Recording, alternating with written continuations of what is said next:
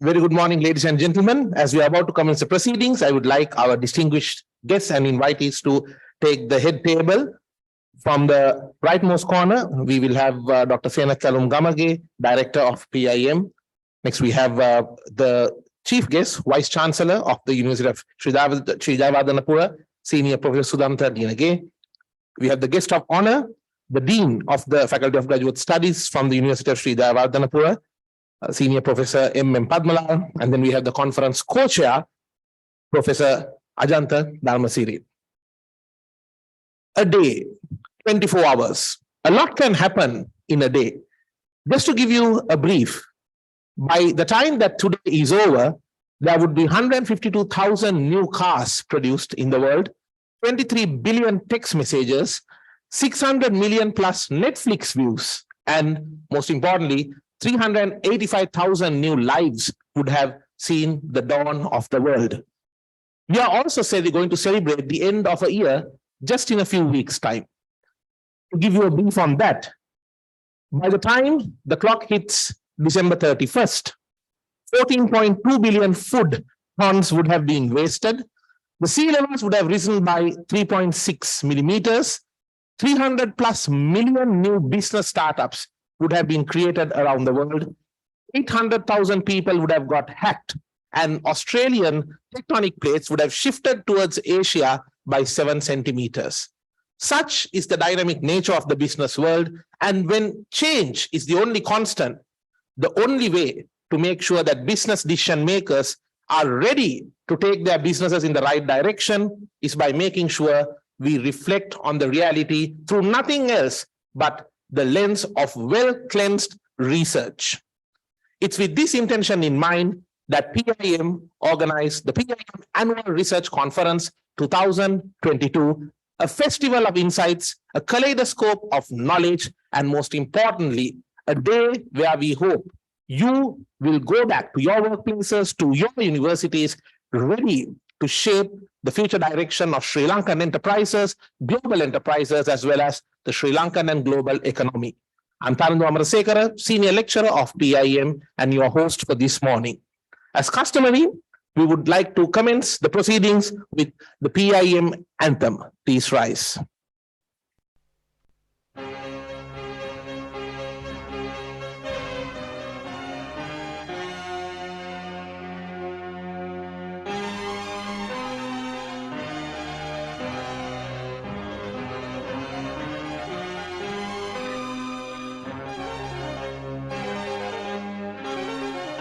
Jayawardenepura vidudaya sarasar padma tatake vikasita biyuma obai pinbar apa vidya bhumi itu gosa dasa desa vira morane vajaya dana banna pinbar apa vidya bhumi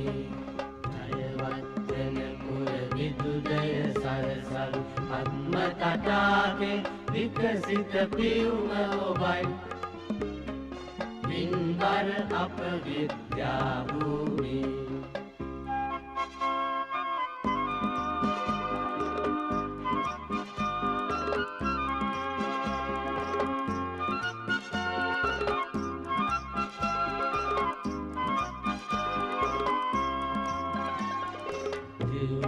Salasana navya takshana viduruvan kirana nomin peragena diunuva salasana navya takshana viduruvan kirana nomin peragena manava samaguna nisilasa yodavana alamana karana vidunena vadavana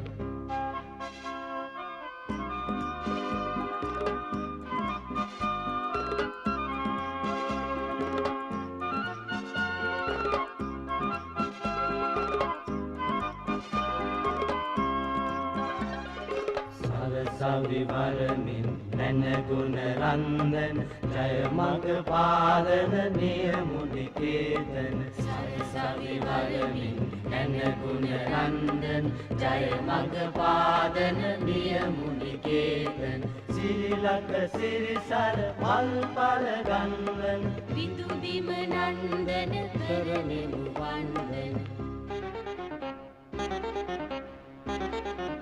Jayawardenepura විදුදය සරසවි ආත්ම තටාකේ විකසිත පියුම ඔබයි පින්බර අප විද්‍යා භූමි විදුගොස දස දෙස වීදා ගොරදේවා ජය දත බන්දා පින්බර අප විද්‍යා භූමි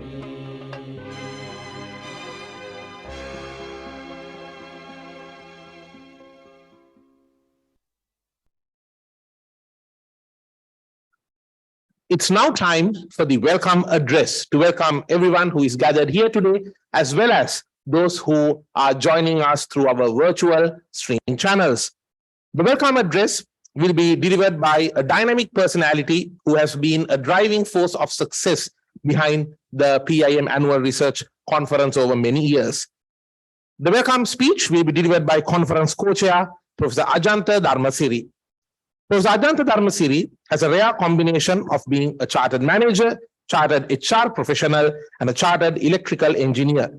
He is an acclaimed conference speaker, trainer, strategy consultant, an author, as well as an academic. He was the director of the Postgraduate Institute of Management, as well as the chairman of the Board of Management. He is an adjunct professor at the Price College of Business, attached to the University of Oklahoma. He was the editor of the pioneering editor of the Sri Lanka Journal of Management, and he is also a Commonwealth Amritsar Doctoral Fellow, a Fulbright Postdoctoral Fellow, and a Commonwealth Postdoctoral Fellow, and currently an independent director of several boards. Ladies and gentlemen, please welcome conference co-chair Professor Ajanta Dharmasiri for the welcome address.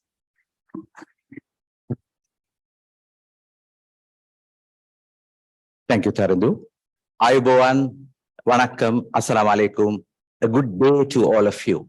So may I recognize the presence of the esteemed guests at the head table and also the presence of the virtual participants, including the keynote speaker, Professor Amrik Sohal from Monash University, Australia, and my co-chair, Professor Nilakshi Galhetia from UAE.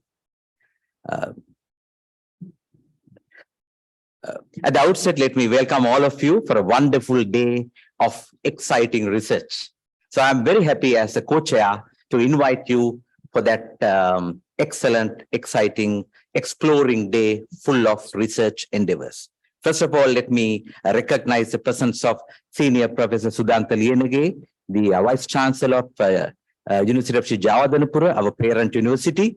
And it's sad note to mention, sir, that it will be the final appearance, you in the capacity of the Vice Chancellor in a PIM event, because we were told that he'll be stepping down and he will be leaving the country for a sabbatical period starting from 23rd of December. So in critical points of PIM, you were a pillar of strength for us, sir, and you had always been a guiding light for us. So thank you very much for all those support and also for being with us despite your busy schedule. We know there's a lot of things to be done before you leave, and despite all those things, you being with us is an encouraging support for us.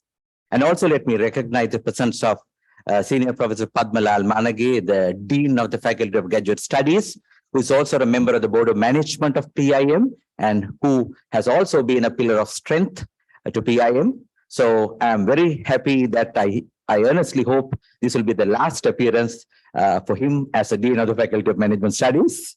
And we earnestly hope that he would appear with us in a higher capacity, hopefully if everything works well. So that's my earnest wish, and that's the wish of PIM as well. So let me also recognize the dynamic leader of us, Dr. Senaka Kelum Gamage, the director of PIM, and who had been empowering us to do this conference in the best possible manner. Thank you, sir, for all the support, all the guidance, and I warmly welcome him for the PIMARC 2022. And also I can see the faculty members of PIM and also the academic and non-academic staff of PIM, including the seniors registrar and the two Deputy Brasas and all the members of PIM family, and also the virtual participants who have connected with us. And it will be the virtual participation throughout the day, and the presenters will come physically. The participation will be virtual, and all of you are warmly welcome to PIMARC 2022 with the app theme reflecting research, rather reflecting reality through research. So why we say reflecting reality through research?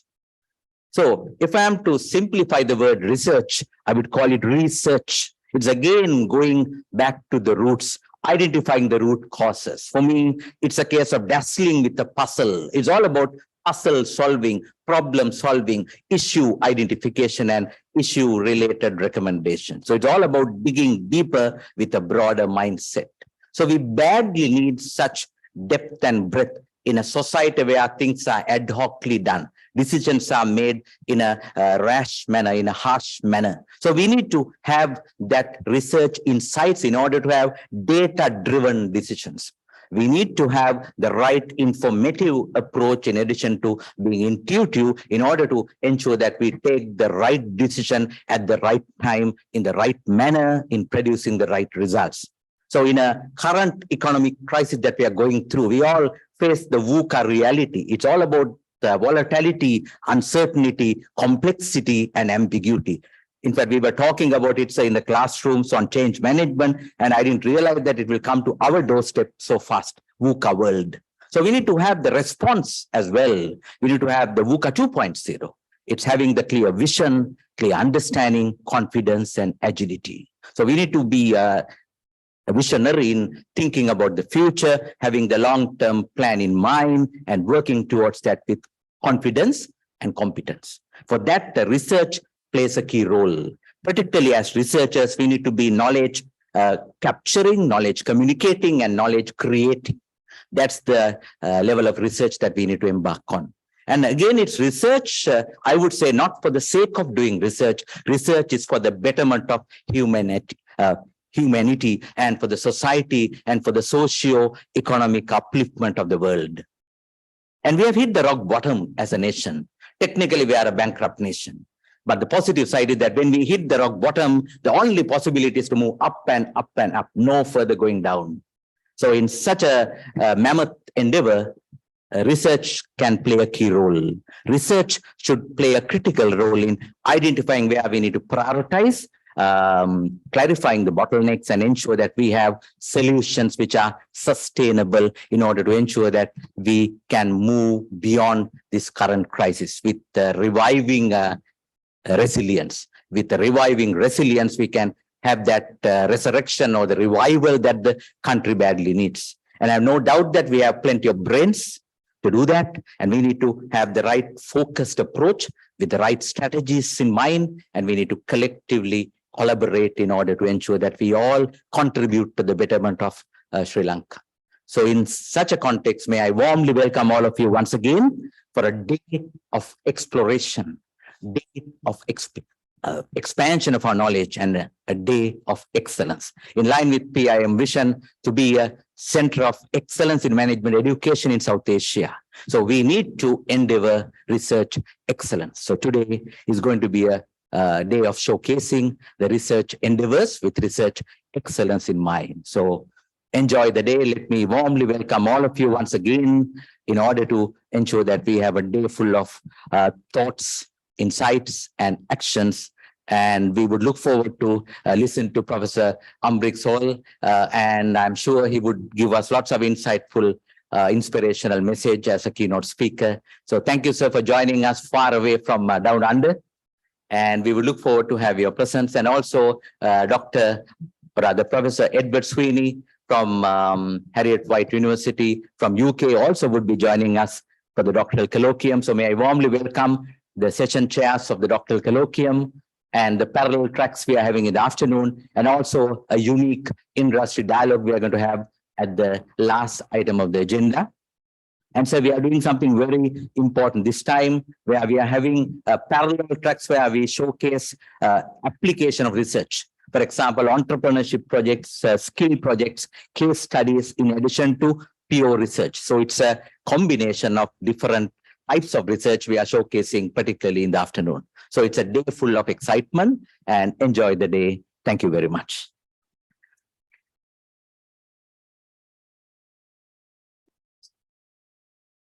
Research towards improving humanity, a noble cause indeed, to which we hope we can contribute throughout the proceedings of today. Thank you very much, Professor Ajanta Dharmasiri, Conference Co-Chair of PIMARC 2022, for those inspiring words. Next, a few words from yet another source of inspiration and strong support towards making this event a success, who is none other than the Director of the Postgraduate Institute of Management, Dr. Senaka Kalumgamage. Armed with over 2 decades of experience in university-level education management, Dr. Gamage has also served as a Director of World Bank-funded higher education projects of the University of Sri Jayawardenepura for over 10 years. A veteran in the field of knowledge creation, he is acknowledged in the industry for his significant contribution to academia as well as value-based leadership. Ladies and gentlemen, please welcome the Director of PIM, Dr. Senaka Kalumgamage.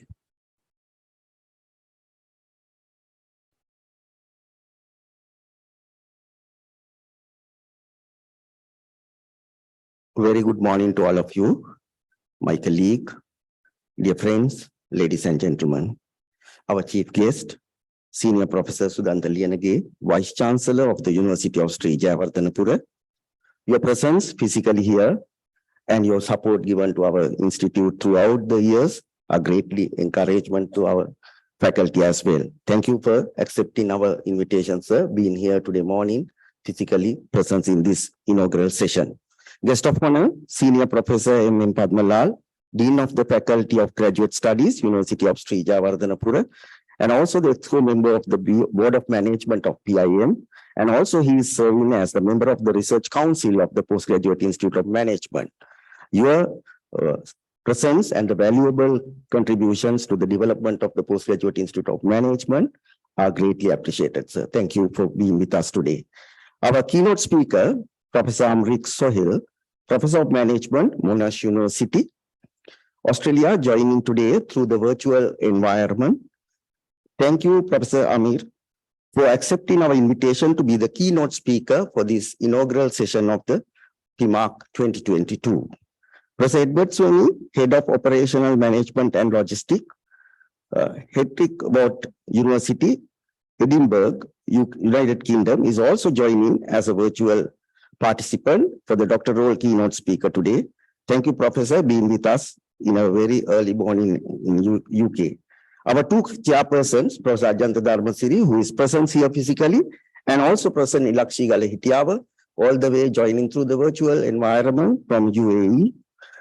All the eminent chairpersons of the conference, all my faculty members, Senior Assistant Registrar, Deputy Bursars, and all administrative and non-academic staff members who are present here today, dynamic and energetic organizing committee members who are present here today, our PIM alumni members, paper presenters, all learning partners, and other invitees who are joining through the virtual environment in this morning session. Ladies and gentlemen, it gives me immense pleasure and honor to speak few words on this important occasion, the inaugural session of the Annual Research Conference 2022 of the PIM.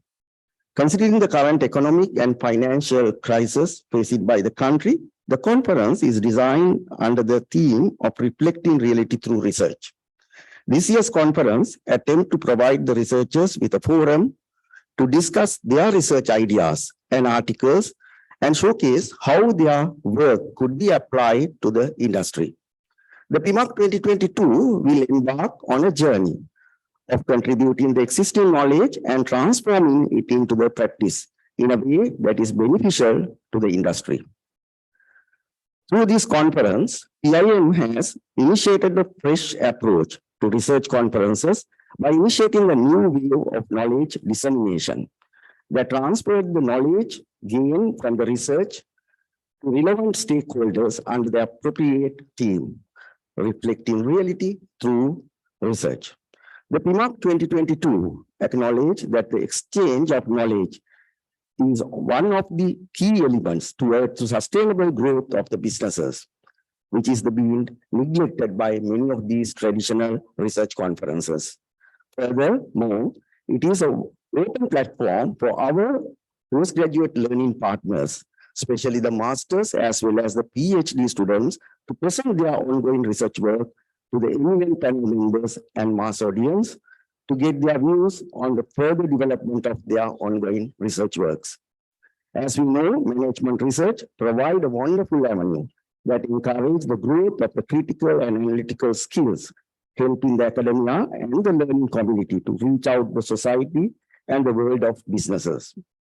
It is thus an effective platform that allows our researchers to inspire new knowledge and aid national development of the country.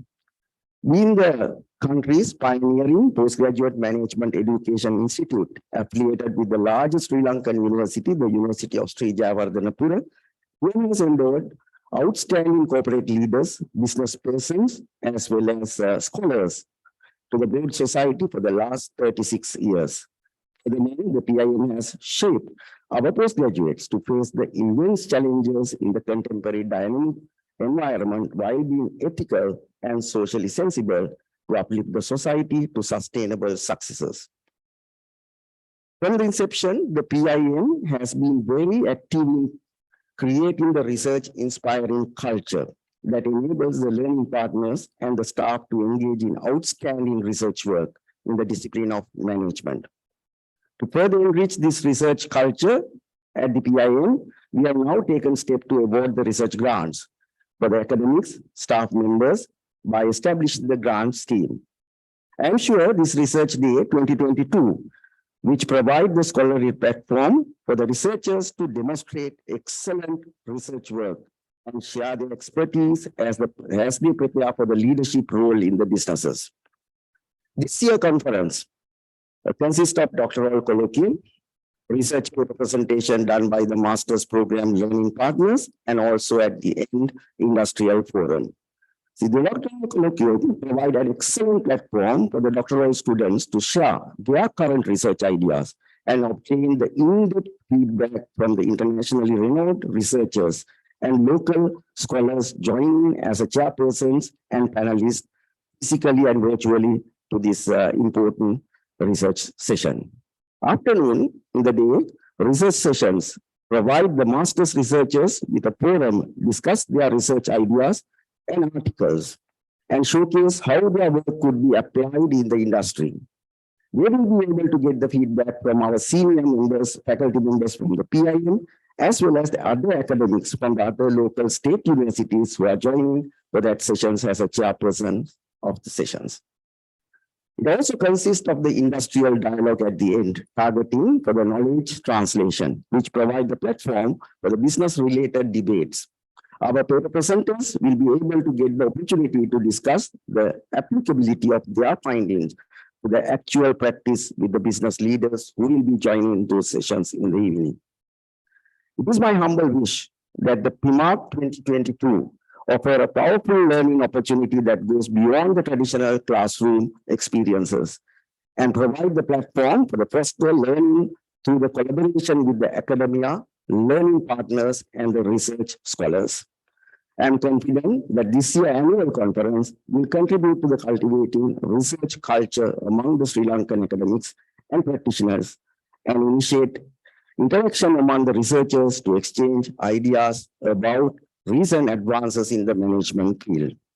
Last but not least, let me take this opportunity to thank again the Senior Professor Sudanta Liyanagi as our chief guest being with us today morning, and the Senior Professor Padmalal Managi, our guest of honor, who is here today with the physical form, and also Professor Amrit Sohail and Professor Edward Sweeney being our keynote speakers, joining with us virtually, and track coordinators, chairpersons, panelists, reviewers, organizing committee members, and more specifically, the authors for their contribution to successful organizing and managing this PIMARC 2022 conference. I also wish to thank all our strategic sponsors, MasterCard, and also the Perfect Business Solution Services, PBBS Group, for their financial support provided for this conference. My thanks goes to all the participants who are joining this research conference through the virtual platform. While congratulating all the paper presenters, let me wholeheartedly wish PIMARC 2022 a great success. Thank you.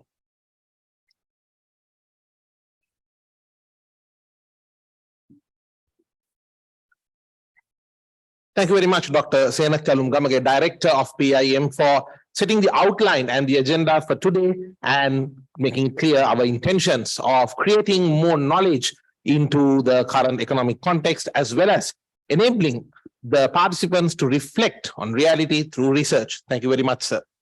Next, time for the chief guest's address. Our chief guest for today is none other than the Vice Chancellor of the University of Sri Jayawardenapura, Senior Professor Sudanta Liyanage. Professor Sudanta Liyanage obtained his PhD from the University of Wales in Cardiff in the United Kingdom. He has also been awarded the postdoctoral scholarships with and the postdoctoral research fellowships with the University of Cardiff, and also the postdoctoral research fellowship from the University of Ibaraki in Japan. He has also been the chairman of the Royal Society of Chemistry, Sri Lanka. He has also been involved in developing a new electoral system for Sri Lanka in 2009. And based on that proposal, the interim report was presented to the Sri Lankan Parliament. He has also been the member of two presidential task forces, namely the Task Force for Education and the Task Force for Higher Education in the year 2020. He has also been a consultant in the Presidential Task Force Advisory Committee, providing valuable input for the development of Sri Lanka. He has been the chairman in the Academic Advisory Board of the National Institute of Education, and at the same time, he was also appointed as the chairman of the National Institute of Higher Education. He has contributed with over 50 newspaper articles, which were written for local and global newspapers, and has contributed to many research papers across research forums in Sri Lanka and around the world. It's an absolute honor to have his presence with us this morning. Please welcome for the chief guest address, the Vice Chancellor of the University of Sri Jayawardenapura, Senior Professor Sudanta Liyanage.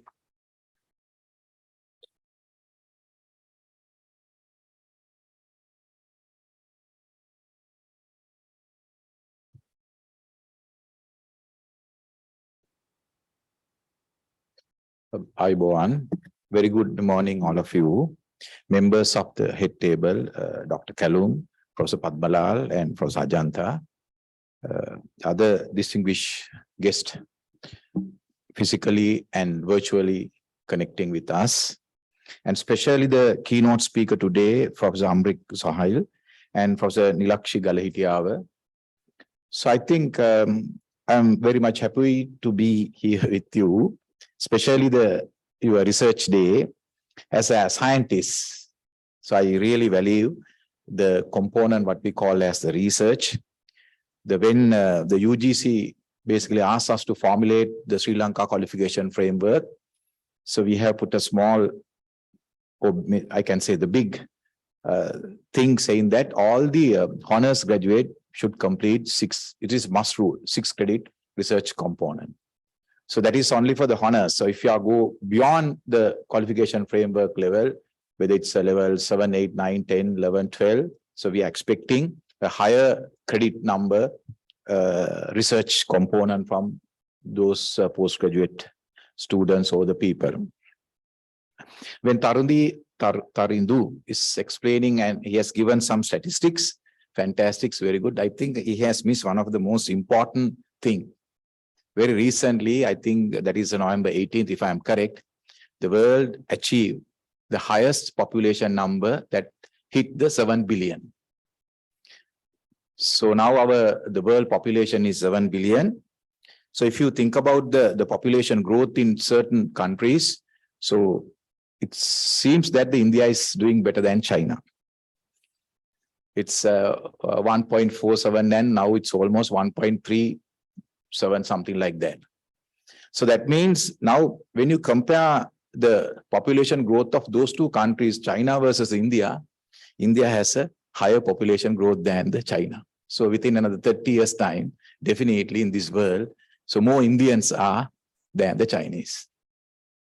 So and the other thing is the area of the world is fixed, unless otherwise some countries like Dubai, maybe Russia and some of the countries, So, and even the Sri Lanka, if you are going for the projects like port cities, we can very slowly expand the world area. But population is growing. So that means the ratio to population to area, right? There is an issue. So that is nothing to do with the science. There is nothing to do with the engineering. So therefore, what we need is a good managers to manage this entire world. Not only even this post-COVID area, I'm always telling to my colleagues at the university, if you take the case of COVID, all scientists fail basically. All of a sudden, very small microorganism hit the world. We couldn't do anything. And if you have a good look, the countries basically closed down during the pandemic season are now having a crisis. Not only in Sri Lanka. I have been in UK last week. My goodness, serious issue in the United Kingdom. I studied in UK. That is my second home. When I have visited many times to UK. Most of the time, the UK is very clean and tidy. But this time, it's not like that. So they're also experiencing some kind of a recession or whatever it is, what we are experiencing here. That is there. Even I have visited Malaysia. So we really want to have an omelette, but it is extremely difficult to find eggs. That is something like 2 months ago. So they also had the same issue. Fortunately, in Sri Lanka, at least if you spend 60 rupees, you can still buy an egg. So if all the countries are suffering, but if you think about the countries who have not closed during the pandemic, they are doing really well. One is Russia. I have been in Russia about 6 weeks, and again I am going to Russia. They are doing really, really well. The many people think, and our newspapers, everybody says that because of the Ukraine war, Russia is not doing well. No, that is totally wrong. They are doing really, really well. Really, really well. They are doing a lot of development projects. The new projects are there, a lot of people, and you won't believe. So they are expecting 3 million laborers. They really want to get outside the world because they also have a severe shortage because of these development projects. And even the United States, they have not closed the country, but they are doing really well. So I think that the doctors has to blame, to my understanding, because they always telling to close down, then we can solve this issue. But I think as a managers, you have to tell us how to manage the crisis. So in that event, I think this particular year research symposium is so important for PIM, not only the PIM, to the entire Sri Lanka, because we know what are our problems. So we have to come up with some solutions. Our biggest issue is we are not taking decision on time. Now, when Dr. Callum says, he said, I am stepping down from the Vice Chancellor position. Yes, I am. Because I have completed my 3-year term. So normally Vice Chancellor position only for the 3 years. But due to some UGC issues, I can be there for another 4-5 months. But I thought I have completed. And I am not going for second term due to my personal thinking. So therefore, I have to leave at the best point. So this is the best point. So everybody coming to me and say, sir, please wait, don't go. So, but I said, no, I am going because I really want to enjoy my sabbatical leave. I have 2 years and 8 months sabbatical leave with pay. So that is the best time because anyway, one day we have to leave. I am not going to be forever Vice Chancellor for the University of Sri Lanka. Yes, I have done something to my own university, but we have to take some decisions. So like that in the Sri Lanka, the biggest issue is we are not taking decision at correct time. Sometimes we are taking decision at wrong time. So there are 4 ways of taking decisions. I know you all know better than me. So therefore, I think when you are having a research or the PhD colloquium or research thing, the most important thing is you have to discuss your finding. So once you discuss your finding with your peers and your academic teachers, then you can do the fine tuning. That is the most important thing in your life. That's why I'm always saying after doing a research project, you have to critically analyze that particular project. But very unfortunately in Sri Lanka, what is happening, especially with the scientists, once you completed the project, they are having a kind of a forum and they are giving their results. What normally I code all these things as a pseudoscience. They never discuss their finding with their peers. They don't like having criticisms. Now, very recent fertilizer issue, right? So somebody has given a wrong advice to, at that time, president. Sorry. So regarding this kidney disease, all wrong advices.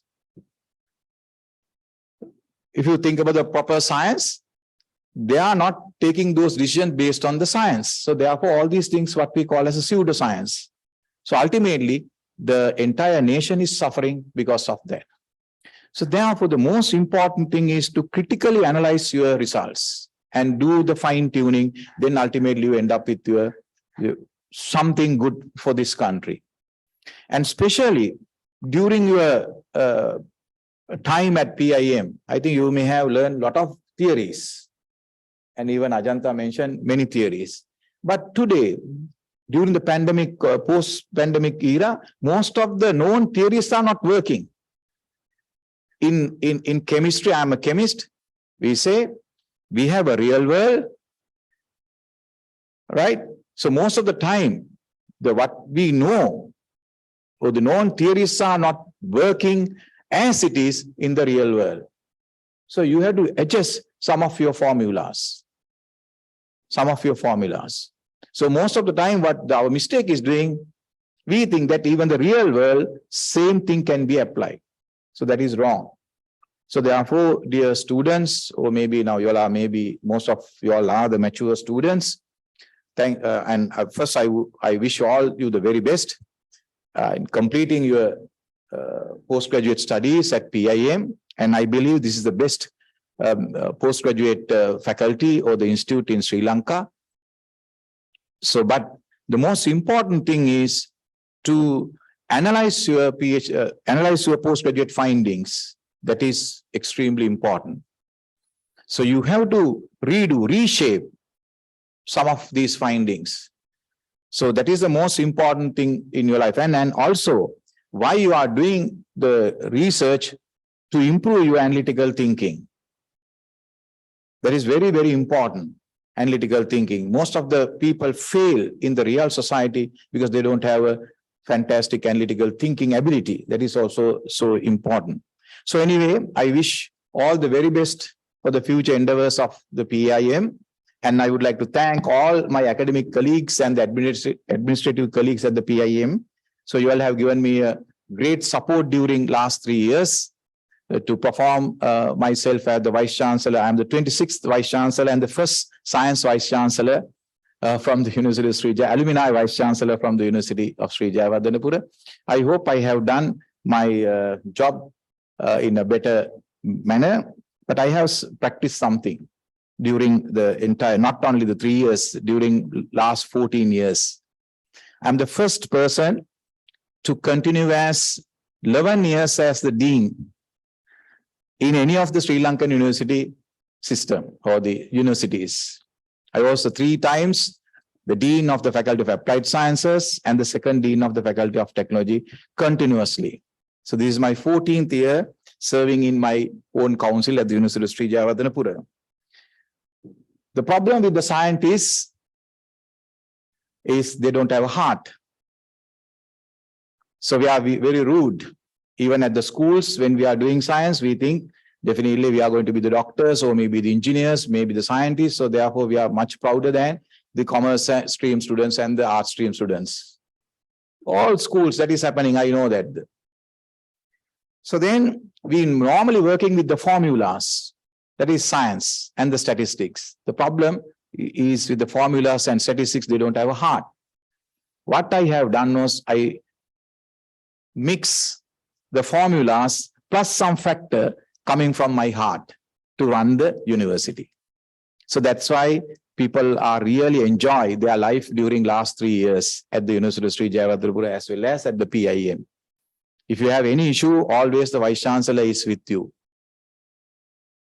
So that is something new. I think I have practiced in Sri Lankan university system. And normally academics are very selfish. The main reason is, very unfortunately, we have a circular called the promotion to the post of professor or to the associate professor.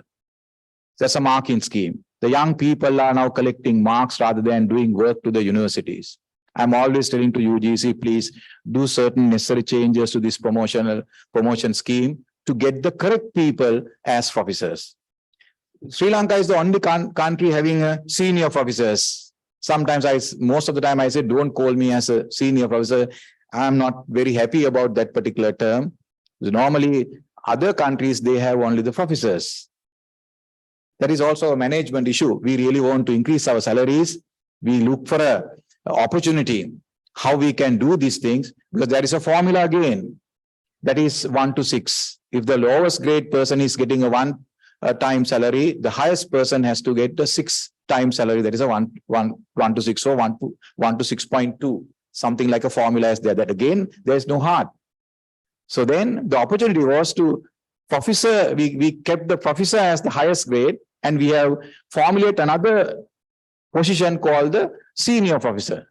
I don't know how correct that is, but unfortunately or fortunately, most of the people call us as senior professors.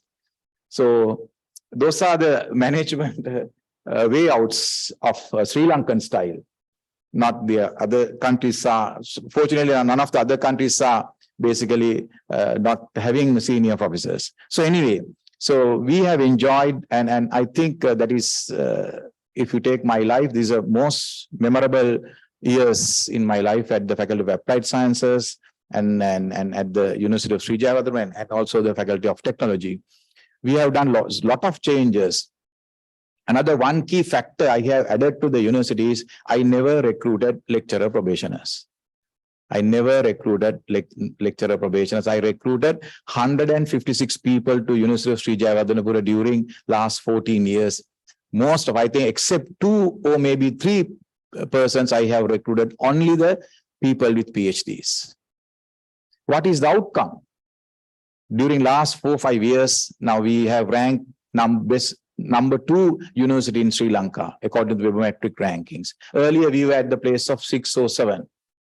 Because when you have a quality people, if you have a quality human resources, so if you are interested about the world ranking, it's a business, that's a different story.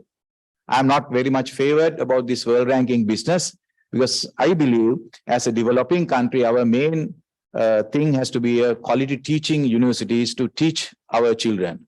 But unfortunately, now people really want to see the high rank universities available in Sri Lanka. So therefore, everybody is going in that particular rat race. So therefore, we took the opportunity and now we made the second best university in Sri Lanka, and the largest university in Sri Lanka with respect to student numbers. So if you think about during last 3-4 years, we don't have any student issues. Most of the time, most of the other universities are on the news, but not the University of Sri Jayawardhanapura. So as a Vice Chancellor, I'm very happy about that thing, because I treat all my students as children of this country. I never thought they are doing something bad. I know that they are doing something bad things during the examination period, even at the hostels, but somehow I manage all these things without much difficulties. Again, I would like to thank Professor Callum. You are also one of my appointments. As a Vice Chancellor, I have taken a tough decision when I really want to appoint a person to the PIM.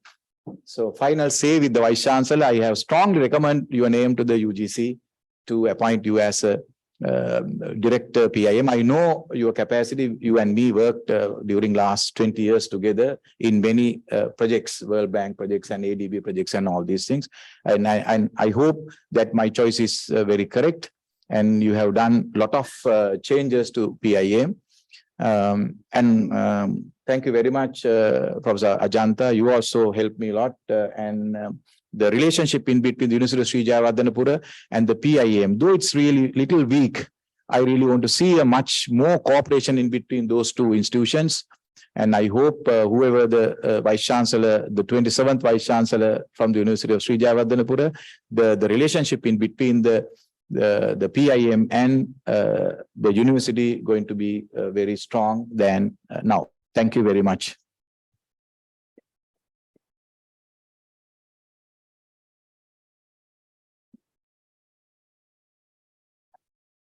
Thank you very much, Senior Professor Sudhantha Liyanage, for those inspiring words, and indeed, congratulations on a very illustrious career. Now it is time to launch the e-proceedings of the conference, and to carry this task out, I wish to invite Director of PIM, Dr. Sena Kalum Gamage, and our chief guest, Senior Professor Sudhantha Liyanage, to launch the conference proceeding, and this will be ably assisted by our IT team.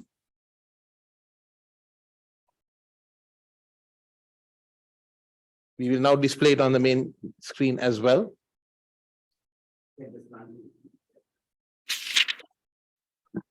So the e-conference proceedings have been launched, ladies and gentlemen.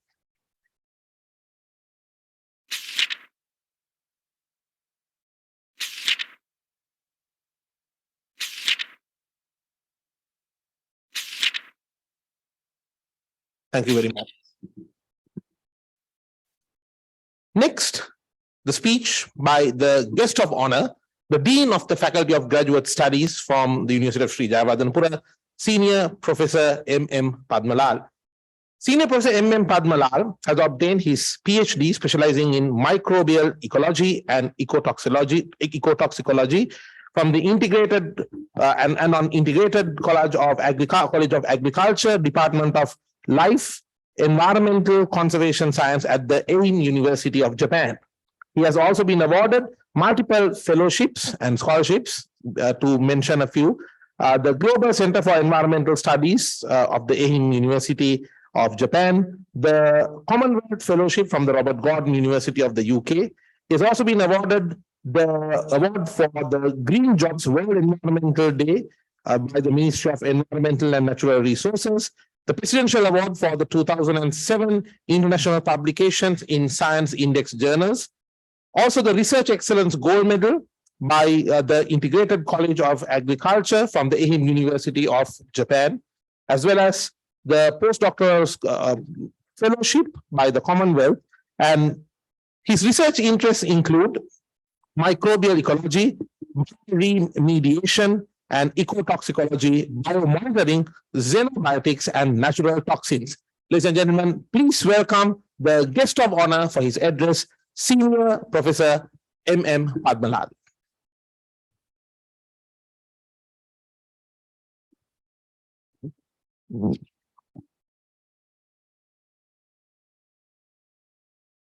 Good morning to all of you. Vice Chancellor, Senior Professor Sudhantha Liyanage, Director PIM, Dr. Kalum Gamage, and Professor Ajantha Dharmasiri, Co-Chair Research Symposium, PIM, and Dr. Jayawardena, Co-Chair Research Committee of the PIM, and today the keynote speaker, Professor Amrik, and distinguished invitees, lecturers, paper presenters, ladies and gentlemen. The first, I would like to thank you very much for inviting me as guest of honor for this inaugural session of the US Symposium. And it is a great pleasure to express some of my views with you at this inauguration ceremony. Professor Ajantha and Professor Sudhantha Liyanage clearly mentioned the duties of researchers and so what we have to do for the national development with some statistics. So then when I see the theme of your conference, I believe that the theme of this symposium, reflecting reality through research, is highly contemporary and important for the country. So then I think this reflecting reality through research. So we have to address. So as we know, the research help us to come up with something new using systematic approach. So that is one of the most important. The systematic approach is very important to find solution to national as well as some complex problems. And also, so the research also help us to understand the reality, what is happening and what was happened past. So that is also very important through the research. And there are two main paradigms in research, which are broadly classified as positivism and interpretivism. So these both approaches, we attempt to understand, or we attempt to, to discover the reality through the research. So therefore, actually, so I am pretty familiar with the positivism approach. It is based on the assumption that one objective really can be analyzed or measured precisely and tested. So therefore, I know all the participants, the physically and virtually, attending to the conference, you know well about the scientific process. So I strongly believe we can't understand and we can't provide sound solution to complex problems without a proper scientific approach. So Professor Ajanta and Professor Sudhanta clearly mentioned, so our approach is very important. So then we have to follow the protocol and then come up with very good results. And then we have to discuss these results with peers, and then only we can suggest a solution. So therefore, I think this is true in coming up with solutions for issues that Sri Lanka currently faces. Therefore, I strongly believe that the national development of Sri Lanka should be based on the systematic approach. So I think we have systematic approach, but we don't practice properly, and monitoring and evaluation are not there. So that's why, so now we have a lot of challenges, lot of problems, and we have to, think about to get better solution through research.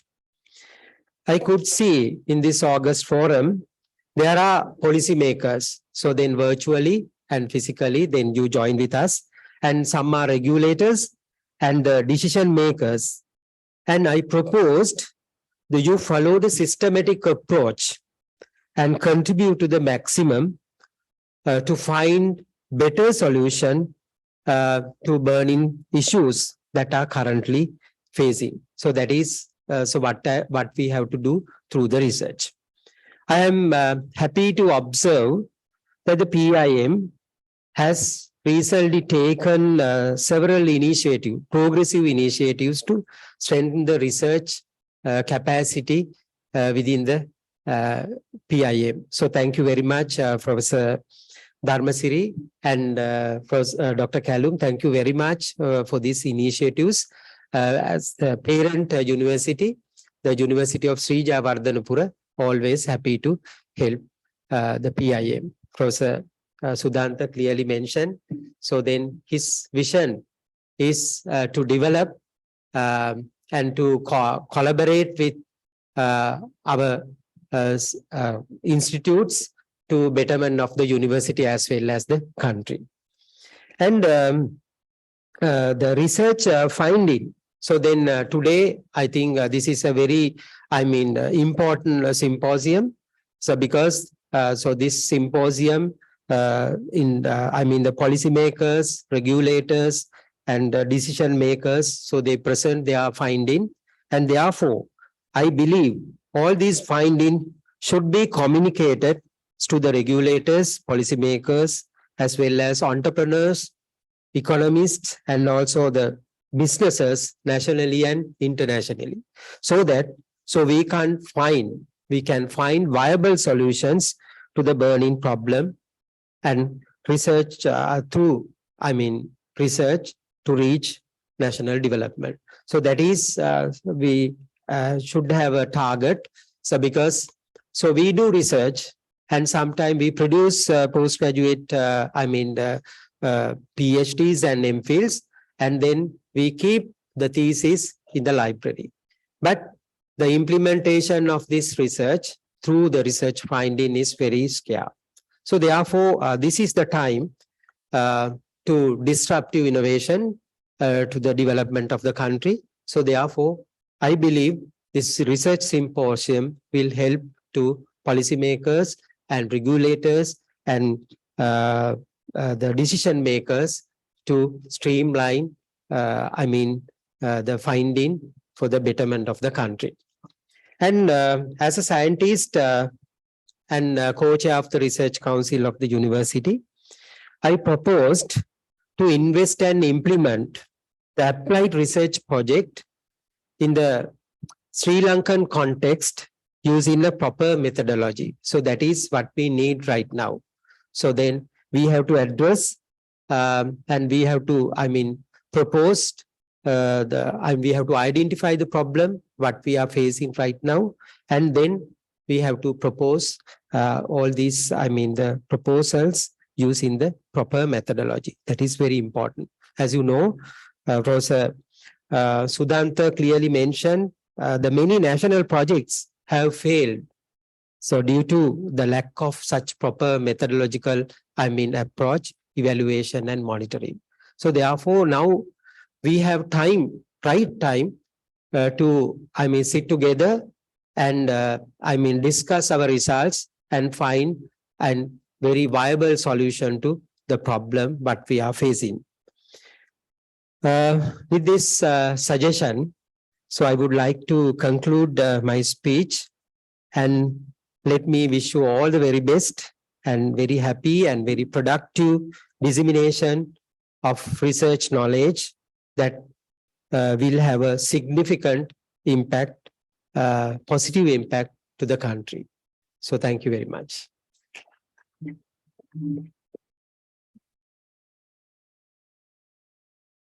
Thank you very much, Senior Professor M. Padmalal, for your wishes for PIMARC and for once again stressing on the vitality of research at a time that the country is looking for new horizons. Next, the highlight of this morning's proceedings, which will be the keynote by Professor Amrik Sohal. Dr. Amrik Sohal is a professor in the Department of Management at the Faculty of Business and Economics at Monash University. He is also the director of the Australian Supply Chain Management Research Unit. He has received research grants from state and federal governments, the Australian Research Council and Monash University. In 2001, Professor Sohal received the Vice Chancellor's Award for Postgraduate Supervision, and in 2004, he received an award for research excellence from the International Association of Management of Technology. Professor Sohal has an impressive research experience both in Australia as well as overseas. He has authored and co-authored over 500 papers published in referred journals, as well as multiple books and a number of chapters contributed to books. His current research interests are in manufacturing, operation strategy, technology, information management, quality management, supply chain management, lean and agile production systems, as well as electronic business. He is the associate editor for the Journal of Technovation and Asia Pacific editor of the International Journal of Quality and Reliability Management. He is a member of the editorial board of a number of journals in the areas of quality management, technology management, and operations management. As per the mentions of research.com, he has been ranked the 3rd best researcher in Australia and the 37th, ranked number 37 in the world. It's an absolute pleasure to have the presence of such an accomplished researcher, a professor who will be addressing the PIM Annual Research Conference 2022 as the keynote speaker, and joining us live from Australia He will now be featured on the screen for your viewing. Professor Amrik Sohal, the forum is yours, sir. And once again, good morning and an absolute pleasure to have you with us. Ladies and gentlemen, Professor Amrik Sohal. Thank you so much. Can I just check that you can hear me okay? Yes, we can hear you loud and clear. Thank you very much. Let me start by saying hello and good morning to everyone, particularly the distinguished guests that I have listened to very carefully and really enjoyed their presentations. So thank you, Vice Chancellor and the Dean and others. And I want to thank the co-chairs of this wonderful event, the doctoral colloquium and the industry forum that you're going to hold later on today. I think they are wonderful initiatives, things that we have been doing for a number of years here at Monash University. So a pleasure to be here. I listened very carefully to some of the statistics that were mentioned in the opening by our host and the other speakers. You know, the growth in population, increasing daily. We've done wonderful in terms of our manufacturing capability. I think it was mentioned that daily we produce, tens of thousands of cars. Of course, in the case of Sri Lanka, a very large and a successful clothing apparel manufacturing industry that produces thousands of garments that are, provided to consumers all around the world. So wonderful improvements made. And as managers, we have done really well. I want to start sharing my screen, if I may, please. And I want to focus a little bit on this area of very popular and a hot topic at the moment, creating a circular economy. I hope you can all see my slides. If not, please just say so. So we must congratulate ourselves as business schools, as managers and leaders, particularly in manufacturing. And over the last 50 years, we've done wonderfully well in terms of our manufacturing capability, including in Sri Lanka. In the 70s, we adopted, with the obviously leadership of managers and leaders, MRP systems. We introduced computer numerical control machines. We adopted just-in-time methods, total quality management. In the 1990s, computer integrated manufacturing, flexible manufacturing systems, of course, business process re-engineering, lean production, and so on. And more recently, 2010s, we've started to focus on sustainability and sort of green operations and supply chain and digitization. So many industries are moving towards digitization, much support here in Australia from our governments to become more digital. Digital healthcare is a big push here. And of course, all of the technologies available under Industry 4.0. And more, we're talking about creating a circular economy. So wonderful work. We should be proud of what managers have achieved through implementation of these innovations in not only manufacturing, but in many other sectors as well, including in agriculture and food and healthcare and so on. Massive improvements in cost, quality, and our delivery performance, and being highly flexible, now able to meet easily the demand from our consumers. And in many cases, mass customized products and deliver them quickly to our customers. We should be proud. At the same time, we need to think about what we're doing to our planet. Massive amounts of waste. Again, waste was mentioned by our host, I think, and other speakers.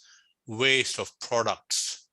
No thought about the use of our scarce resources. We use products for a limited period of time and we throw these away, creating a huge amount of waste and landfills and so on. And these are some of the images you see, not only in developed countries, but every country around the world that I have visited.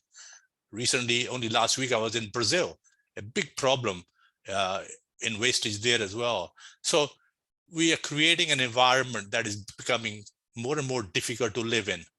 We consume without thinking, we throw away without thinking. And here are some more images. I won't dwell. Professor Hall, sorry to interrupt a wonderful presentation, sir, but I think your screen is on presenter view. I think if you can take the presenter view off and just play the show. Let me see if I can do that. Present. Sorry, can I just leave it as it is here? Is that? If you can just press the presentation, the book icon, the slideshow icon. Yeah. Okay. Yes. Yes. If- I've done that. Is that okay? Perfect. Perfect. Thank you so much. Okay, thank you. So we are creating an environment that is becoming extremely difficult to live in, and you know these pictures represent the environment that we are leaving for our next generation and our grandchildren. This cannot be sustained, and I think finding sustainable solutions. I think Professor Ajanta mentioned the need for developing sustainable solutions that are going to not only meet the needs of our consumers, but the needs of the planet as well. So what do we need?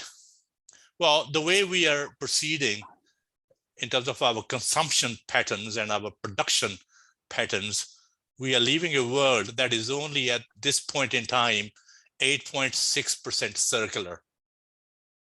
90% plus of what we do and consume is not, complying to circularity principles. And I'll talk a little bit more about circularity. And that's my current area of research, a number of projects that we have underway. And I hope some of these projects we could develop and collaborate with some of the researchers at PIM and at other universities. I understand the need to disseminate results, hence this wonderful event that you're organizing today. But there is a need to develop the projects, right from the beginning that are co-designed, involving the users of the results. Yes, it's great to disseminate, but we need to really involve the users of the research and industry people right at the conceptual stage, so that we in fact carry out the right projects at the right time, and then obviously disseminate the findings and so on as well. So we have a great opportunity. There are obviously challenges, and there is a crisis at hand, of course, that relates to many of the challenges we face. Climate change is one, health issues is another one, of course, the increasing population and so on. And we need to change behaviors. We need to change our thinking in terms of our consumption and production and so on. So if we continue the way we have in the past, back in 1970, our Earth could accommodate, if you like, what our demands were. But at the present time today, we need something like 1.75 Earths. And I'm told that by 2050, if we continue along the same path, we will need 3 Earths to sustain our current way of living and consumption and the way we throw away things and so on. So we really need to start thinking about a different way of doing things. And that's where, managers and leaders need to come into the picture, providing new approaches, new methods, and doing things in a different way. So circular economy has come into the picture over the last 2-3 years. Our Australian government is investing a lot of money into creating a circular economy. It has provided a huge amount of funding to create the Australian Circular Economy Hub. I live in Melbourne, and our state government, Victoria, has also established the Circular Economy Business Innovation Center, which provides funding for research as well as funding to businesses to adopt circularity thinking and adopt circular strategies and practices and so on. So we have been involved in some research in this area over the last 2 years. What is circularity? I'm sure most of the audience here, your graduate students and your staff members have come across and know a little bit about circularity. Let me very quickly talk about for 2-3 minutes what is circular economy. We're talking about moving away from the linear economy where we take things from the planet, the materials, we make things, we use them for a while, and then we send them to landfill. We have been doing lots of recycling over the last 10-20 years, but eventually products and materials end up in landfill.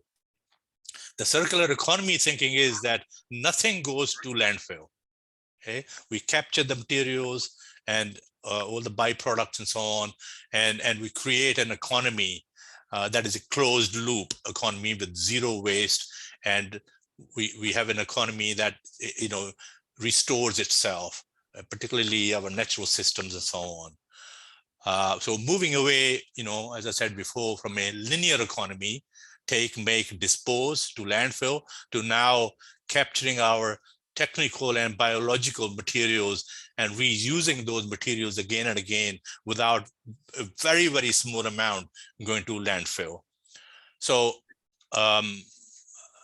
the Ellen MacArthur Foundation, established many years ago.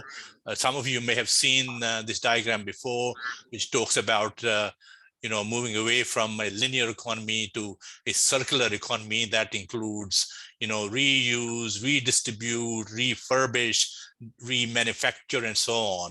And this is what we've been looking at in Melbourne, in Victoria. How do we get businesses thinking about circularity?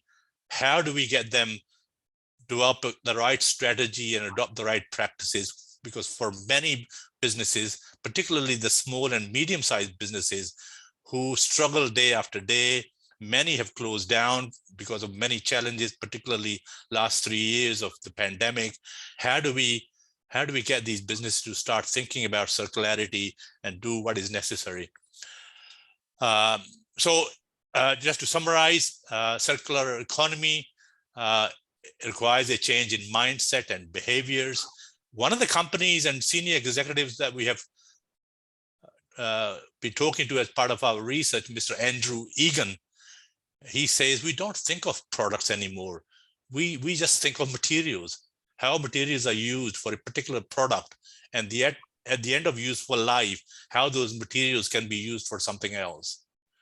So a transition from a circular, from a linear sort of business model to a circular business model is necessary. We need to think about efficiency in resource usage, and what is most important in creating a circular economy is collaboration amongst the various stakeholders and closing the resource loops and so on. And I'll talk a little bit more about what we've been doing. There's a lot of theory behind it. I won't go into sort of some of the theoretical lens that have been applied and theories that relate to circular economy. Some of the concepts and theories are mentioned on this slide. Of course, we need to apply some theoretical lens to whatever research that we do, and I'm very keen on combining the relevant theories and taking a much more core design approach in developing new products and applying design thinking and so on into the research that we undertake. So what a circular economy system involves is these things that I have on the screen at the moment. Thinking about the resources that we have. Some of them are very, very scarce resources. We're certainly going to run out of some of these resources over the next few decades. The next top right-hand circle there is the way we design and produce our products, so that in our design stage, we think about different options at the end of life for the products that we produce. And of course, use production processes that produce little waste, so that there is no need to sort out the waste and handle the materials and recycle and so on. So we design and produce in such a way with little waste and lots of options at the end of life. Of course, a key driver or creating a circular economy is thinking about the procurement function, how procurement professionals make decisions so that they relate to, circularity, where materials are, recycled materials are used more and more, and we keep our virgin materials as much as possible for our future use. Of course, there's still going to be a need for, sorting out our waste and recycling and so on. That has been going on for many decades now, but circular economy is much more than recycling. We got to minimize the amount of waste we produce and what we recycle, and we do things in a way so that there are, products are in use for much longer than the case in the past. So what we've been thinking about is this value hill. We think about, taking resources, extraction of materials from our mining operations and so on. We add value going up the hill on the left-hand side of this diagram. We add value through our manufacturing processes. In the case of Sri Lanka, of course, you use the textile materials and so on and produce very high quality garments. I have been to a number of factories in Sri Lanka. When we were there, we ran a international conference on the apparel industry jointly with PIM, which was a very, very successful event. We add value, we make components, we assemble components into final products, and through retailing, we sell those components to end users. And products are kept in use for a period of time. We enhance their usage through repair and maintenance and so on. And after a period of time, the product starts to lose value. And if we do nothing, the product and whatever is left of the product goes to landfill. We need to move away from this sort of thinking to what we have here on this slide, where develop strategies, apply some new thinking that involves reuse, refurbishing, remanufacturing, recycling, and so on, so that we maintain value and take products back to the other side of the hill and go back to the manufacturing stage or to the assembly stage and back to retail and back to the hands of the consumer. So this is sort of the current thinking about circular economy. We are very excited about the work that we have started in Australia. We are looking at these different 10 R's. We've typically talked about reduce, recycle, and so on, but we're now beginning to think about 10 R's. The very first R is R0, which is refuse, where managers and leaders and owners of businesses saying, no, we are not going to do things this way. We are not going to accept these type of materials because they are harmful. And managers saying, no, we are not going to do business in this way because it does not align with our set of values and principles. So the very first R, R0, is really refusing to do certain things that do not align with your vision and your passion and your strategies and so on. I won't go through all of these 10 R's. We've done a lot of work. We've published some papers. There's an industry report on the project that we have completed. And this was the project. This is the front page of a report that we produced for the Victorian government. We've also created a website as well from the work that we've done. So if you like to, search for the cejourney.org.au, you'll see some of the work that we have done around circular economy. We've been working with 25 businesses. We've written some case studies, and some of those case studies are accessible from this website as well. And what we've been doing is really co-designing the approach that we need to take to create a circular economy. In other words, co-designing the relevant business strategies and the likely practices that should be adopted and how they should be adopted to achieve the best outcomes. So it was a fairly large research grant from the Victorian government called Sparking the Circular Economy in Melbourne's manufacturing industry. three objectives: to establish the extent of relevant circular economy practices. We focused on 4 different industry sectors: textile, plastics, food and agriculture, and general engineering, manufacturing. And we wanted to co-develop, co-design practical approaches to that companies could utilize. And we wanted to understand what the barriers and challenges are. Again, in the interest of time, I will not go through all of the results. I'll be very happy to, send the reports and papers and other materials to the conference organizers, who can share all of this with the delegates. But very quickly, as I said, those objectives relate to these 3 phases. Phase 1, we conducted many interviews with managers and leaders of local businesses, 25 leading circular businesses. In phase 2, we took an approach where we co-designed through workshops what should be done in terms of a relevant strategy that should be adopted by a particular business, and the type of practices addressing R1, R0, and other Rs. So it's been a fascinating 1 year of work, collaborating with industry, capturing knowledge from industry. I think, again, in the opening speeches, the need for knowledge capture and knowledge sharing, and sort of co-designing and capturing the reality. That's the theme of your event. Understanding and reflecting reality through your research, and the best way to do that is to actually co-design the projects and work with managers right from the beginning, and eventually disseminating those results and adopting the solutions becomes much easier, rather than sitting in a silo doing one's research and then trying to struggling with managers saying, here's a solution, go and adopt it. It becomes very difficult.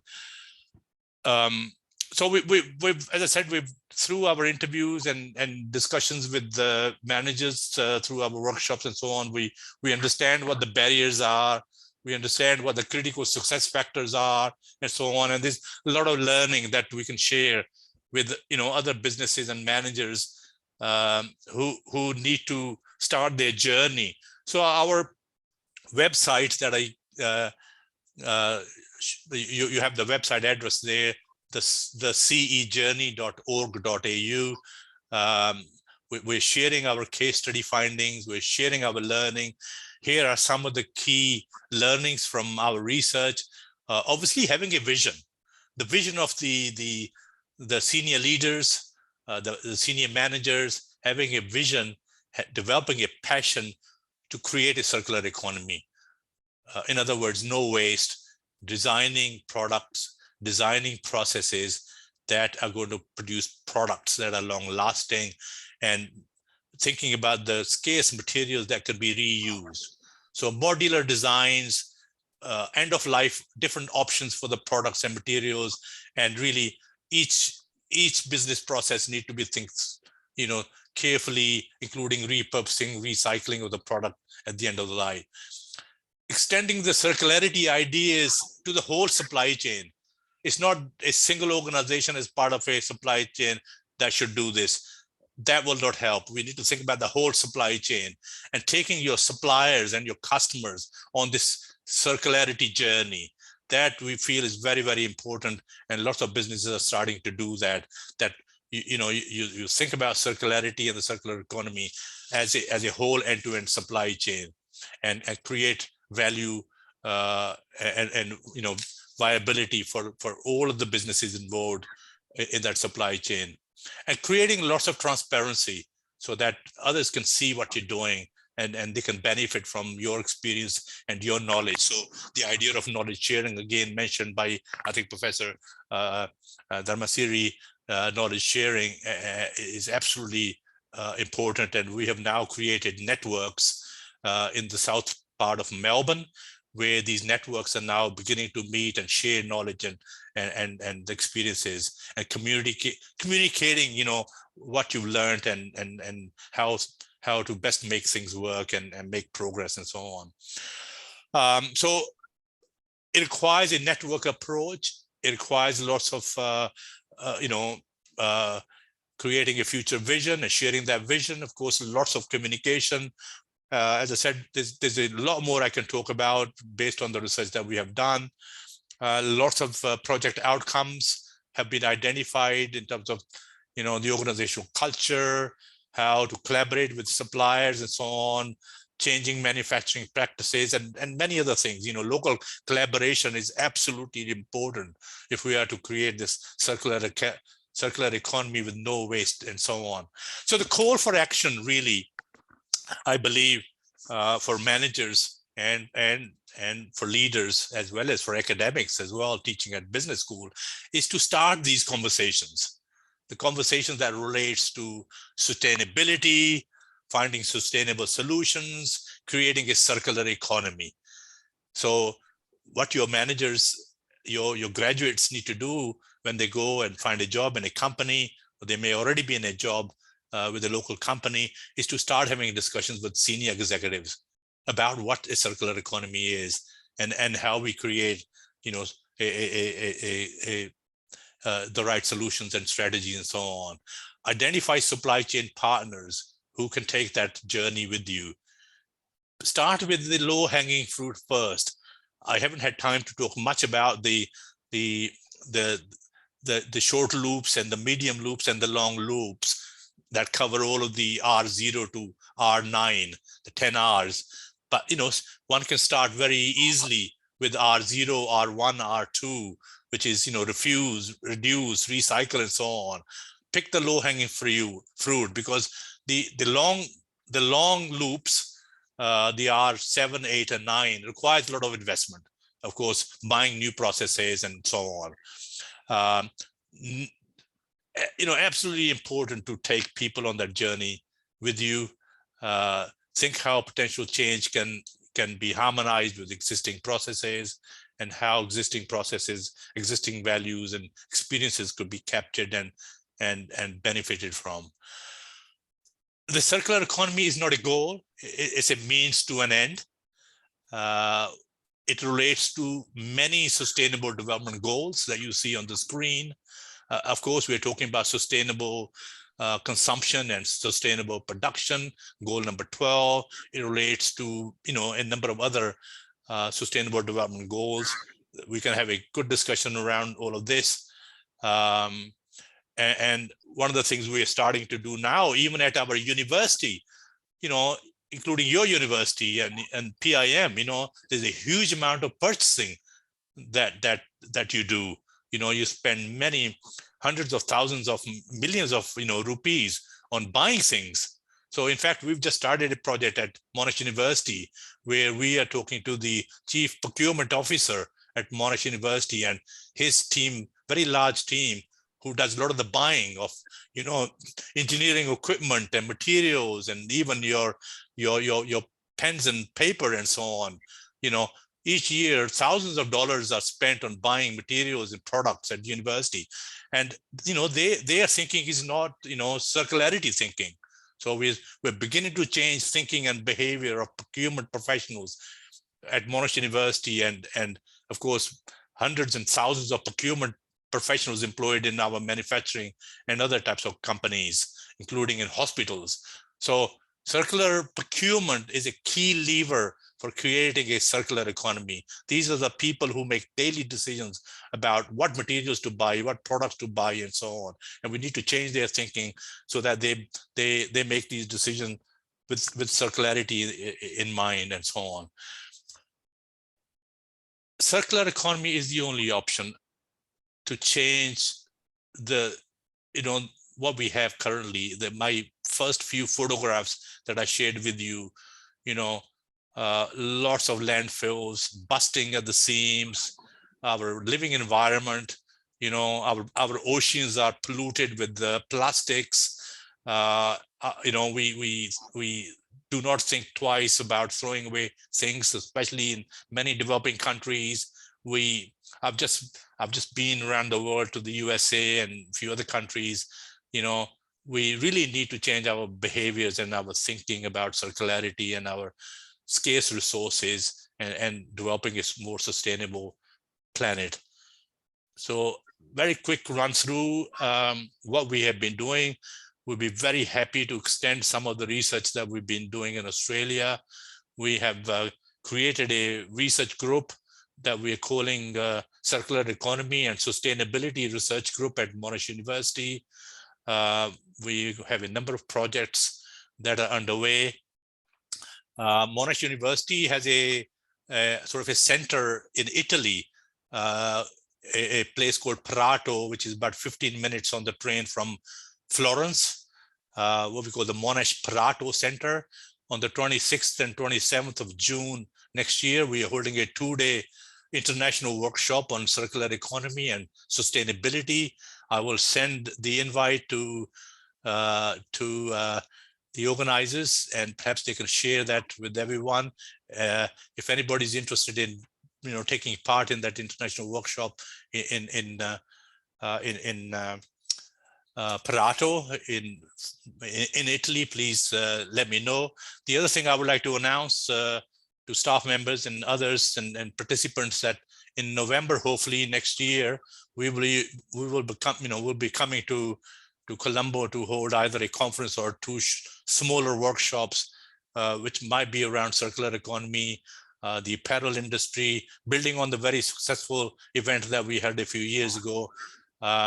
We have funding already that's been provided to one of the hotels in Colombo to hold a workshop or 2 smaller workshops.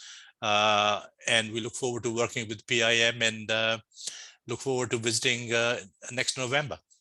Thank you very much. That's a very quick run through the work that we've been doing on circularity and sustainability. Very happy to take any questions if anyone has any questions. But I certainly will send by email the report that I mentioned, a few papers that we've already published on circular economy, and hopefully look forward to developing a collaborative project between PIM and Monash University. Thank you very much. Thank you for this opportunity.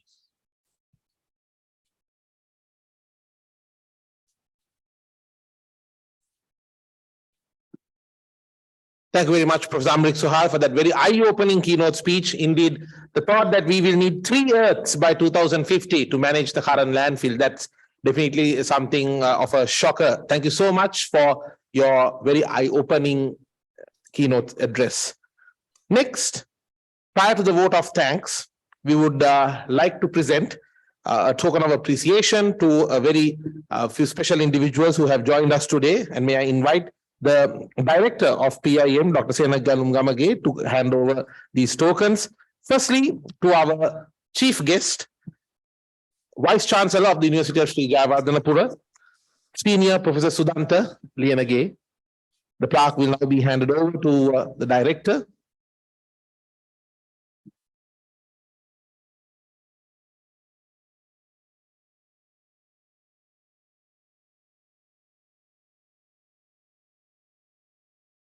Next, we would like to invite the guest of honor, the Dean of the Faculty of Graduate Studies, Senior Professor M.M. Padmalal, to receive the plaque from the Director of PIM, Dr. Senaka Galungamage.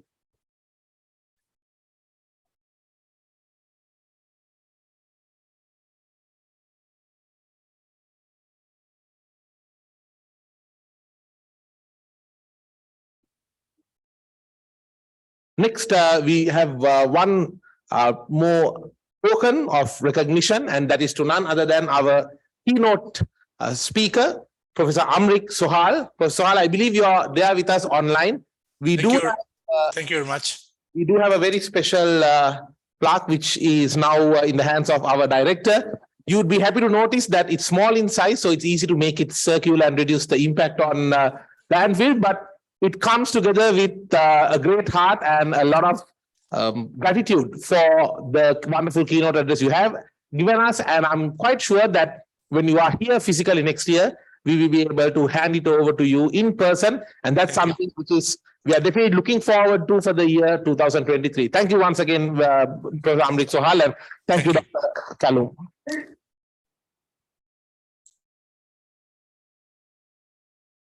The attitude of gratitude indeed is a very important element in the Sri Lankan culture. And hence, as customary, we now have the vote of thanks, which will be delivered by the co-chair of the PIMARC 2022, Professor Nilakshi Galahitiava, who is joining us online. Good to see you, Professor Nilakshi. It is now my honor to introduce her to you. Professor Nilakshi Galahitiava is a professor in the Department of Decision Science at the Faculty of Management Studies and Commerce of the University of Sri Jayawardenepura. Currently, she is on a sabbatical leave and working as an assistant professor in operations management and logistics, the director and dissertation coordinator of the MSc in operations management attached to the Edinburgh Business School of the Harriet Watt University, Dubai campus. Professor Nilakshi Galahitiava has definitely been a driving force behind making PIMARC 2022 a success. Once again, an absolute pleasure to have her with us, virtually present with the assistance of technology. Professor Nilakshi, the forum is yours for the welcome address. Ladies and gentlemen, conference co-chair for the PIMARC 2022, Professor Nilakshi Galahitiava. Thank you, Tarendu. Hope everyone can hear me. Hello. Professor, can you hear me? Loud and clear. Thank you. So good morning, everyone. Chief Guest Senior Professor Sudhantha Liyanage, Honorable Vice Chancellor, University of Sri Jayawardenepura. Guest of Honor, Senior Professor M. Padmalal. Director PIM, Dr. Senaka Kalum Gamage. Distinguished keynote speaker, Professor Amrit S. Sohal from Monash University, Australia. All invited guests, distinguished academic staff, administrative staff, and other PIM colleagues, ladies and gentlemen. It is my privilege to have been given the opportunity to propose a vote of thanks on the inauguration ceremony of PIM Annual Research Conference, PIMARC 2022. I, on behalf of the organizing committee, would like to extend our richly deserved gratitude to the chief guest of this event, Senior Professor Sudhantha Liyanage, the Honorable Vice Chancellor, University of Sri Jayawardenepura. We are honored and obliged that you graciously accepted our invitation to be the chief guest despite being extremely busy. Thank you for the inspirational speech which acknowledged about the role of research in uplifting the socio-economic development interventions. Thank you, sir. Thank you for being us with today. Next, the organizing committee of PIMARC 2022 would like to extend our gratitude to Professor M. Padmalal, the Dean of the Faculty of Graduate Studies, University of Sri Jayawardenepura, for presence here as the guest of honor. Thank you, sir. Thank you very much for your valuable speech. Further, on behalf of the organizing committee of PIMARC 2022, may I offer our sincere gratitude to the Director of PIM, Dr. Senaka Kalum Gamage, for his continuous encouragement, effective engagement, and leadership provided throughout of this process. You have proven that leaders' job is not to do the work, but it is help to figure out how to make others to do themselves, getting things done and succeed beyond what they thought possible. Next, on behalf of the Postgraduate Institute of Management, University of Sri Jayawardenepura, and on my own behalf, extend a very sincere vote of thanks to the keynote speaker, Professor Amrit Sohal from Monash University, Australia. We are very honored and pleased that you humbly accepted our invitation to be the keynote speaker, and also for the inspiring and memorable keynote address delivered. Your speech is much appreciated, sir. Next, may I take this opportunity to thank all the international and local keynote speakers, panelists who will be participating for the doctoral colloquium, research sessions, and industry dialogue today for their priceless service. Our thank goes to the keynote speaker in the doctoral colloquium, Professor Edward Sweeney, Head of Operations Management and Logistics, Edinburgh Business School, Harriet Watt University, United Kingdom. The organizing committee conveys a very big thank to the MasterCard Sri Lanka for their strategic corporate partnership and Perfect Business Solutions Services Private Limited, PBSS Sri Lanka, for platinum sponsorship. It is happy to announce that the total cost of the conference is being covered by these valuable corporate collaborations. All the sessions will be broadcasted live on YouTube stream, and the participants have been invited to join virtually. Thank you very much for joining with us today. We hope that you will actively participate to share your insights in the different events and enjoy an immensely rewarding experience. On behalf of the organizing committee, I would also like to convey a very big thank to our administrative staff, including Mr. Jayantranapura, Assistant Registrar, and Mr. Pulsaneviratna, Deputy Bursa, and their PIM team for the immense support provided. Well, an event like this cannot happen overnight. We are blessed with a team of motivated, results-oriented, and dedicated colleagues. I cannot thank everyone enough for their involvement, dedication, and attention to the detail on the completion of tasks beyond their comfort zones. Thank you very much, PIMARC 2022 team. We have proven unity is strength. When there is a teamwork and collaborations, wonderful things can be achieved. Finally, I would like to congratulate all researchers, those who are presenting today in doctoral colloquium, research sessions, and industry dialogue. I hope this event will help all the presenters to uplift their knowledge in order to bring societal impactful research. This is what the ultimate target of PIMARC conference from 2019. Last not but least, we also would like to express a very big thank to Mr. Tharandu Amarasekara, Senior Lecturer at PIM, for lively and enthusiastic comparing of the entire PIM 22 conference. Thank you all and have a fruitful day ahead. Thank you.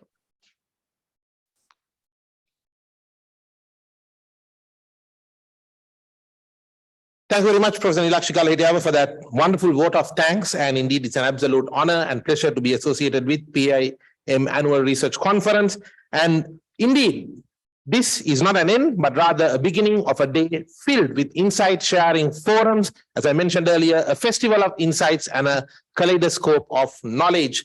May I also remind all the participants who are physically present here today that refreshments will be served downstairs at the cafeteria. And while you're on the way there, we will assemble at the entrance to the PIM, under the portico, where we will be able to take a group photograph, which I'm sure will be a memory to cherish in the years to come of this momentous occasion. And with that, ladies and gentlemen, we conclude the inauguration ceremony of the PIM Annual Research Conference. Thank you for being here. And the doctoral colloquium will start sharp in 30 minutes from now, which we would time it as 11:20 a.m. So sharp at 11:20 a.m., the doctoral colloquium will commence. Do join us online. And once again, a reminder, all those who are physically present here today, we will assemble at the entrance for a photograph followed by refreshments. Thank you very much. And as Dr. Nilakshi said, may you have a fruitful day as we all are ready to reflect on reality through research. Thank you very much.